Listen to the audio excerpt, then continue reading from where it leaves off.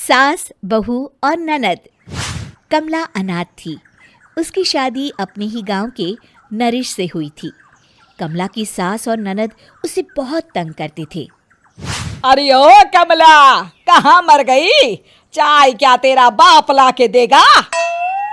माँ, मेरे कपड़े भी अब तक प्रेस नहीं हुए।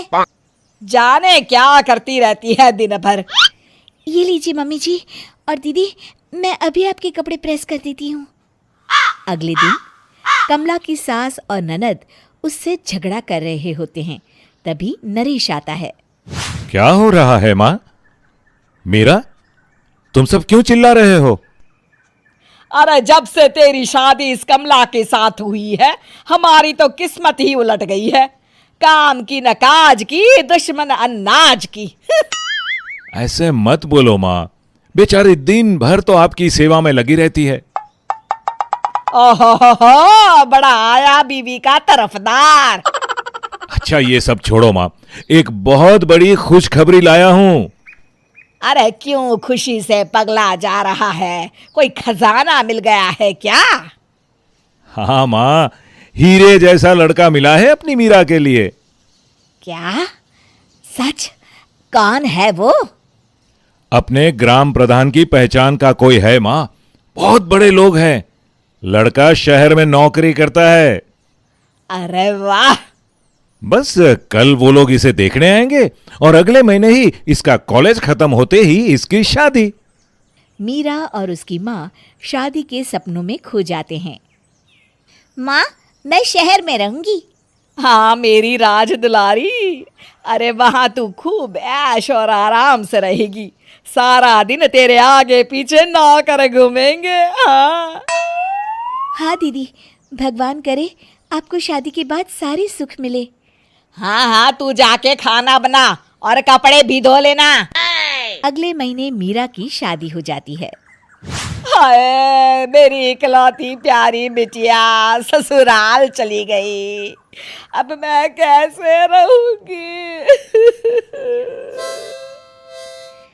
अरे माँ जी, मैं हूं ना, और फिर दीदी तो आती जाती रहेंगी।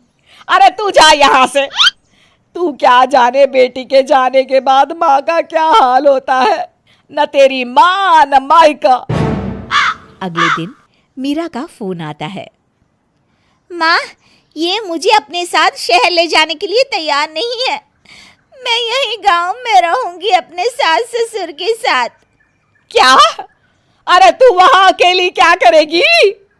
पता नहीं माँ, कहते हैं मेरे माँ बाप बूढ़े हो गए हैं, उनकी सेवा करो। क्या? हाय मेरी फूल सी बच्ची। फोन रखती हूँ माँ। मीरा के ससुराल में। सुनो बहू, रोज सुबह 5 बजे उठ के घर की सारी साफ सफाई करके हम सबका चाय नाश्ता बना दिया करो। जी माँ जी। जी पापा जी। शाम को मीरा थकान से चूर हो जाती है। हाय, अब मैं क्या करूं? इतना सारा काम अकेले कैसे संभालूं? 2 दिन बाद मीरा का भाई नरेश उसे मायके ले आता है। आइए दीदी, कैसी हैं आप? अब मैं यहाँ सिर्फ और सिर्फ आराम करूंगी। ससुराल में काम कर कर के थक गई हूँ मैं। हाँ मेरी बिटिया, अब सिर्फ मायके का सुख ले। अरे कितनी दुबली हो गई है मेरी बिटिया। अगली सुबह। अरे कमला, जल्दी से सबको चाय नाश्ता दे। और बाहर पौधों को पानी दिया कि नहीं? ये लीजिए नाश्ता माँ जी, और हाँ, पानी दे दिया था। और कपड़े धुल गए सारे? मीरा के भी कपड़े होंगे। नहीं नहीं माँ, मैंने कपड़े धो लिए थे। क्यों? अरे ये महारानी क्या करेगी दिन भर?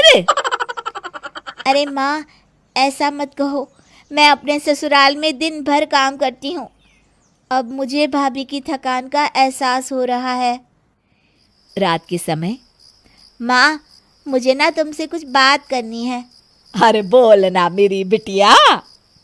माँ, मैं ससुराल से थक हार के मायके आई अब यहाँ से सबका प्यार लेके आराम करके ससुराल जाऊंगी तो वहाँ रहने की, सबका ख्याल रखने की हिम्मत बन जाएगी। सो तो है बिटिया, हम औरतें मायके जाके बिल्कुल ऐसी ही हो जाती हैं जैसे किसी ने फोन की बैटरी चार्ज कर दी हो। तो माँ, भाभी का तो मायका ही नहीं है ना, वो यहाँ सब कुछ करती रहती हैं, किसी को फ़ोन करके रो भी नहीं सकती। बात तो तेरी सही है बिटिया, मैं कितने भी ताने मारूं, काम तो बहुत करती है। क्यों ना माँ, तुम ही भाभी की माँ बन जाओ, यहीं उनका मायका ससुराल दोनों बना दो। अगली सुबह, ये लीजिए माँ जी नाश्ता, मैं पेड़ों में पानी देकर आती हूँ। अरे वो मैं दे दूंगी बिटिया, तू इधर आ, पहले साथ बैठकर नाश्ता कर ले। माँ जी, आपने मुझे बिटिया कहा? हाँ, आज से मैं तेरी माँ जी नहीं, माँ हूँ और तू मेरी बिटिया। आ बिटिया, इधर आ। शिक्षा, अपने आसपास सभी की खुशियों का ख्याल रखना चाहिए।